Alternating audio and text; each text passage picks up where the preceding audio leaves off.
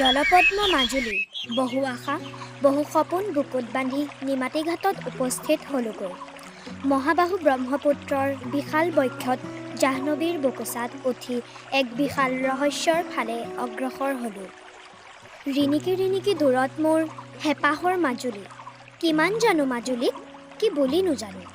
দুজনা গুৰু শংকৰ মাধৱৰ মণিকাঞ্চন সংযোগৰ স্থান, সত্ৰ সংস্কৃতিৰ মণিকোট। মৃৎশিল্পৰ বাবে বিখ্যাত শালমৰা, মুখাশিল্পৰ বাবে বিখ্যাত চামগুৰি সত্ৰ, ৰাসপাল নামেৰে সিক্ত পবিত্ৰ ভূমি, বিহগুলৰ কলকাকলিৰে মুখৰিত মাজুলী, এক অনিন্দ্য সৌন্দৰ্যৰে সমৃদ্ধ সৌন্দৰ্যলোক। আহকচোন চাওঁ।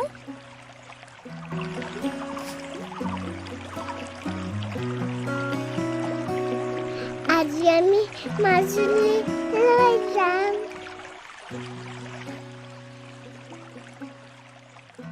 অফলামুখ ঘাটৰ পৰা মথাউৰিৰে ক্ৰমাৎ অগ্ৰসৰ হলো। অন্তৰত অশেষ উৎকণ্ঠা। এয়াই বনমালীদেৱ স্থাপিত দক্ষিণপাট সত্ৰ, অন্যতম এক ৰজাঘৰীয়া সত্ৰ। স্বৰ্গদেউ জয়ধ্বজ সিংহই বনমালীদেৱক 1584 চনত দক্ষিণপাট নামেৰে সত্ৰ প্ৰতিষ্ঠা কৰি দি শ্ৰী বনমালীদেৱৰ শৰণ লয়। উজনি মাজুলীৰ ভকতিদুৱাৰ অঞ্চলৰ গোসাইবাৰীয়ে এই সত্ৰৰ আদি স্থান। এই স্থানৰ সমীপতে স্বৰ্গদেউ প্ৰতাপ সিংহই জাঙলী বাঁহৰ পাতিছিল। বৃহৎ বৃহৎ কাঠৰ খুঁটাৰে নিৰ্মিত এই সত্ৰত বহুতো আপুৰুগীয়া সম্পদ আছে। বহু পুৰণি এই সত্ৰৰ বৰভঁৰালটোত বহু পুৰণি সাঁচিপতীয়া পুথিৰ লগতে শিল্প সম্পদ আছে। এই সত্ৰৰ বিগ্ৰহ যাদৱ ৰায়, অধিকাৰ ননীগোপাল দেৱ গোস্বামী। জগত গুৰুম হৰি ৰাম ৰাম।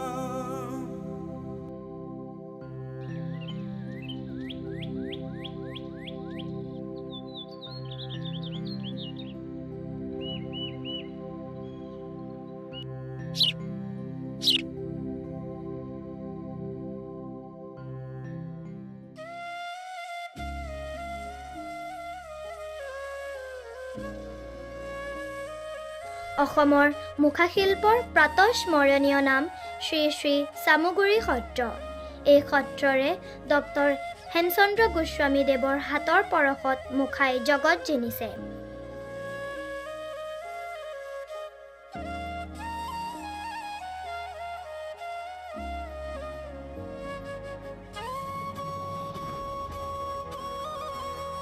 বহু বিদেশী পৰ্যটকে নিতৌ ভিৰ কৰেহি এই সত্ৰত। ভাওনা আৰু ৰাসৰ বাবে প্ৰয়োজনীয় মুখাৰ নিৰ্মাণত এই সত্ৰ অগ্ৰগণী। আহোম স্বৰ্গদেউ চক্ৰধ্বজ সিংহই 1663 শকত চক্ৰপাণিক মাজুলীৰ জহাঘাটত চামগুৰি সত্ৰ পাতি দিয়ে। 1902 চনত নতুন চামগুৰি সত্ৰ কিছুদূৰ উত্তৰলৈ স্থাপিত হয়। এতিয়া নতুন চামগুৰি সত্ৰৰ মুখাশিল্পই সুখ্যাতি অৰ্জন কৰিছে, যাৰ বাবে শ্ৰদ্ধাৰ ডক্টৰ হেমচন্দ্ৰ গোস্বামী দেৱক পদ্মশ্ৰীৰে সন্মান জনোৱা হৈছে। মাজুলীৰ মুখাই GI টেগ লাভ কৰিছে। চামগুৰি সত্ৰৰ ৰাৱণ, নৃসিংহ, হনুমান, গৰুড়, পুতনা, অঘাসুৰ, বকাসুৰৰ মুখা অতিকে জনপ্ৰিয়।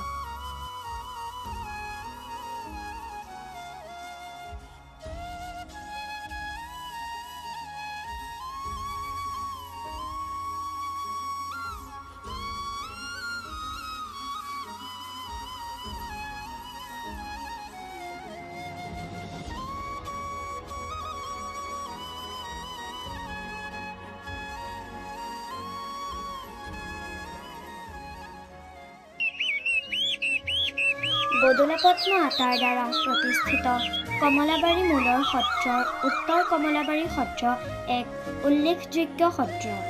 এই সত্ৰৰ নৃত্য, গীত, বাদ্য আৰু অংকীয়া নাটে সুখ্যাতিৰ শীৰ্ষত আৰোহণ কৰিছে। মুকলি মঞ্চৰ নান্দনিক সৌন্দৰ্য, নামঘৰৰ ভিতৰৰ অপূৰ্ব পুথিচিত্ৰসমূহ অনন্য।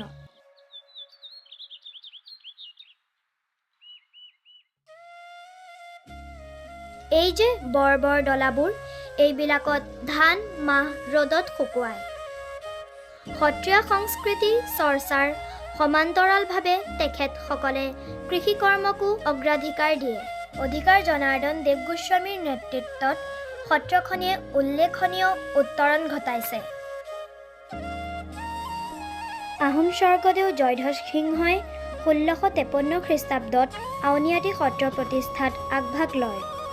প্ৰথমজনা অধিকাৰ নিৰঞ্জন দেৱ, মণিকূটৰ বিগ্ৰহ শ্ৰী শ্ৰী গোবিন্দ মহাপ্ৰভু, অধিকাৰ ডক্টৰ পীতাম্বৰ দেৱ গোস্বামী।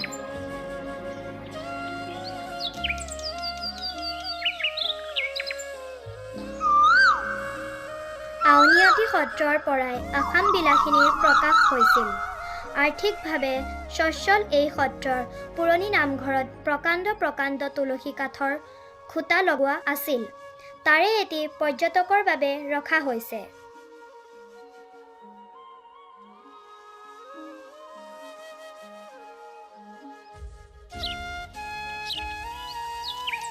সত্ৰৰ চৌহদটি অতি মনোমোহা।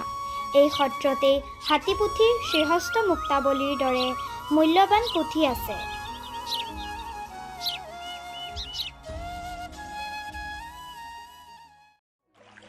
এতিয়া সময় উভতি যোৱাৰ।